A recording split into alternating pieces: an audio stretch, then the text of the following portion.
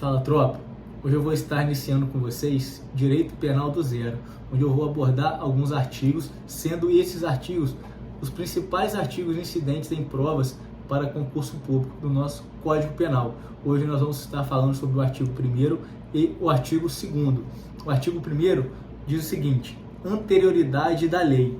Não há crime sem lei anterior que o defina, não há pena sem prévia cominação legal. Estamos diante do princípio da anterioridade da lei penal, ou seja, para que uma pessoa seja condenada, é necessário que tenha uma lei que criminalize aquela conduta. Se o sujeito pratica uma conduta hoje e essa conduta ela não é crime, certo? Se posteriormente vir a ter uma lei, certo? Ela não vai alcançar, ela não vai atingir esse cidadão, porque na época que ele praticou essa conduta não era considerado crime. E já trago para vocês um bizu de prova. A lei penal, ela sempre retroage para beneficiar o réu, ela nunca retroage para prejudicar o réu, certo? Agora vamos falar do artigo 2º, lei penal no tempo. Ninguém pode ser punido por fato que lei posterior deixa de considerar crime, cessando em virtude dela a execução e os efeitos penais da sentença condenatória, certo?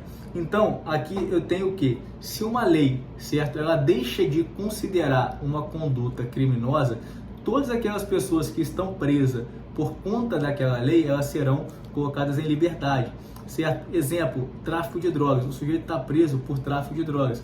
Artigo 33. Se vier uma lei e revogar, ou se até mesmo tiver uma abolitio crimes, que é a abolição daquela conduta, daquela prática criminosa, todos que foram presos por tráfico de drogas serão postos em liberdade, porque a lei penal ela retroage sempre para beneficiar o réu e nunca para prejudicar. Porém, os efeitos que vão ser cessados são somente os efeitos penais da sentença condenatória. Os efeitos extrapenais, já vi isso em questão de prova, eles não cessam, tá? O que seriam os efeitos extrapenais?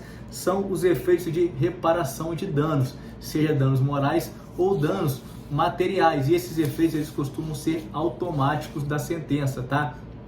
Eu trouxe para vocês um exemplo com a Lei 13.869, a nova lei de abuso de autoridade.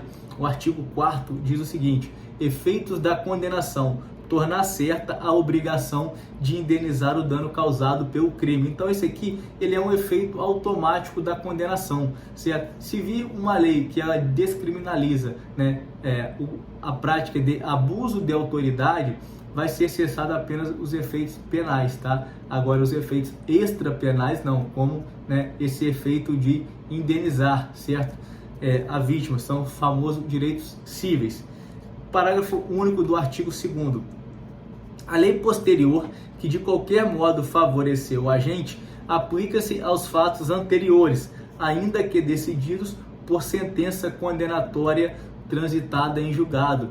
É o que eu falei com vocês. Por exemplo, o sujeito está preso, ele já foi condenado, ele já teve uma sentença penal condenatória. E aquela conduta que ele praticou deixou de ser considerada crime. Esse sujeito vai ser posto em liberdade. Porém, aqui eu também tenho uma questão de prova. Quem vai aplicar essa lei mais benigna ao réu? Tá? De acordo com o STF, eu tenho a súmula 611, é competência do juízo das execuções penais.